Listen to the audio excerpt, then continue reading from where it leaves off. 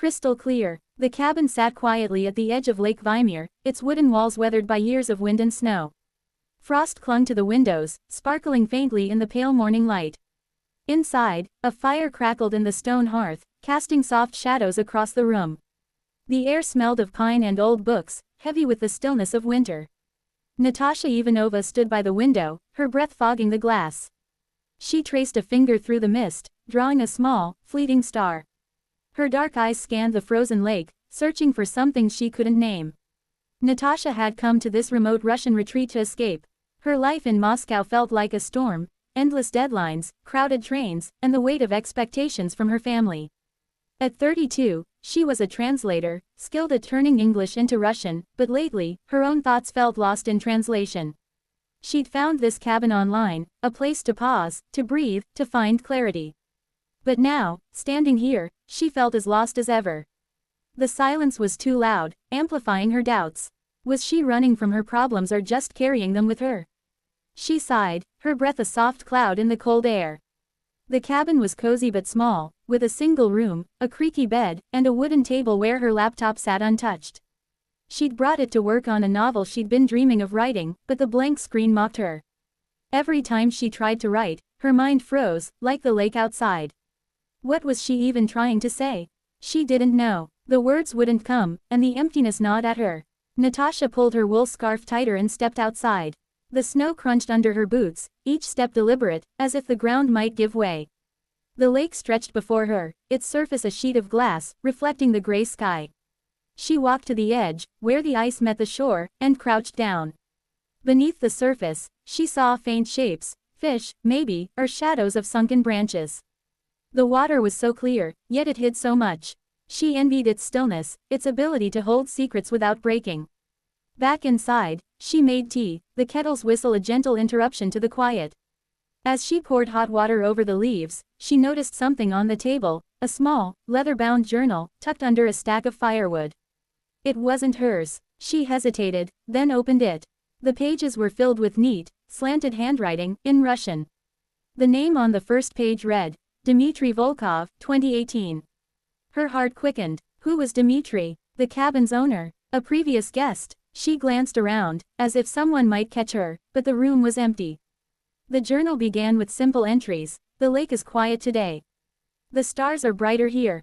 As she read, Natasha learned Dmitry was an artist who'd come to the cabin to paint. He wrote about his struggle to capture the lake's beauty, how every brushstroke felt wrong. I want to paint what I feel, not just what I see, he wrote. But my hands betray me. Natasha's chest tightened. His words echoed her own fears, her unwritten novel, her stalled dreams.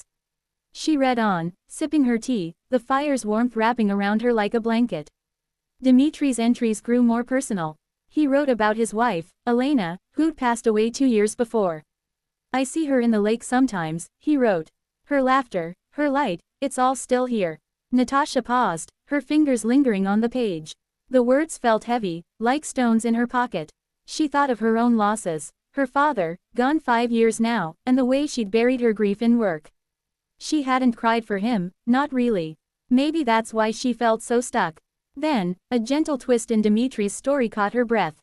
One entry described a crystal he'd found by the lake, small and clear, like a frozen tear. I held it to the light, he wrote, and saw colors I'd never seen before. It was as if Elena was speaking to me, telling me to keep going. He'd painted that day, a canvas of wild blues and golds, not perfect, but true. Natasha set the journal down, her heart racing. She needed to see the lake again. She bundled up and walked back to the shore, the cold biting her cheeks. The sun was low now, painting the ice with soft pinks and purples. She knelt, searching the frosted ground. Her fingers brushed something smooth, half buried in snow. She lifted it, a small, clear crystal, no bigger than a pebble. She held it up, and the light danced through it, scattering tiny rainbows across the snow. Her breath caught. It felt like a sign, though she wasn't sure from whom. Back in the cabin, Natasha sat at the table, the crystal beside her. She opened her laptop, her fingers hovering over the keys. She thought of Dmitry's words, his struggle, his breakthrough. She thought of her father, his quiet strength, the stories he'd told her as a child. Slowly, she began to type. The words were simple at first, a girl by a lake, searching for something lost. They weren't perfect, but they were hers. The fire crackled, steady and warm, as the story grew, sentence by sentence. Hours passed, unnoticed. The cabin felt alive now, filled with the soft rhythm of her typing.